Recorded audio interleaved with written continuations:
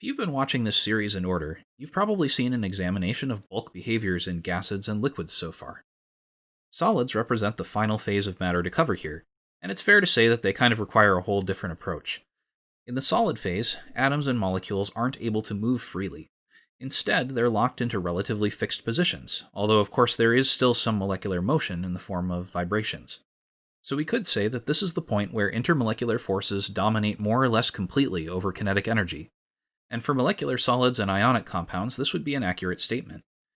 But there are other ways that solid materials can form, and it's worth looking at how all the different types compare.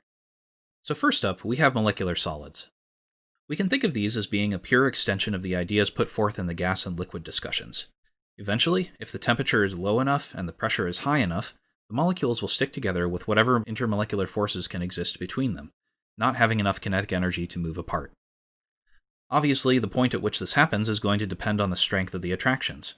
Something small and mostly nonpolar, like rubbing alcohol, needs to be cooled way below most freezer temperatures in order to solidify, whereas we know that the larger fat molecules in butter melt somewhere just above room temperature, and the highly polar carbohydrate molecules in sugar need to be heated to about 186 degrees Celsius.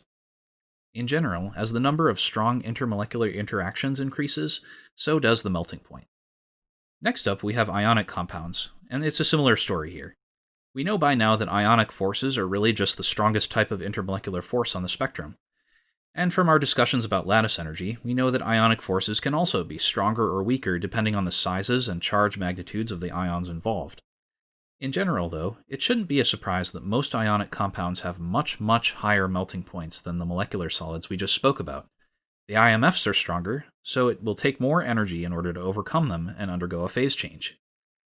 Table salt, for instance, has a melting point that's several times higher than the sugar example we saw a moment ago. And now for something different. We haven't talked too much about the bulk composition of metals yet, and that's because they're relatively distinct from what we've seen so far in our discussion of compounds. Metals are generally characterized by having low electronegativities, which means that, relatively speaking, they're not hanging onto their valence shell electrons very tightly. This sets up a unique situation within bulk metals, where these electrons are essentially free to leave the individual atoms and delocalize across the positively charged metallic nuclei in the bulk material. Looked at from one perspective, it appears that there are strong electrostatic attractions between the components of this kind of material, the nuclei and the delocalized electrons. And looked at another way, you could argue that the whole material is acting sort of like a giant molecule. The attraction we see within metals is something unique, and it's often just called metallic bonding to put it in its own category. But even though we're not treating this type of bonding very rigorously right now, it should be clear that these forces are going to be very strong. Metals have melting points on the same general scale as ionic compounds. At the same time, their physical properties are very different. Whereas ionic crystals are brittle because they consist of a lattice of opposing charges that will repel each other when offset by shock, metals can be hammered and shaped without breaking due to their unique composition. Finally, we have one more type of solid material that will probably be more intuitive. What if the intermolecular forces that hold a molecular solid together weren't IMFs, but instead were actually covalent bonds? Well, we wouldn't have a bunch of distinct molecules anymore, we'd have a single giant molecule. And this is actually the case for certain types of materials.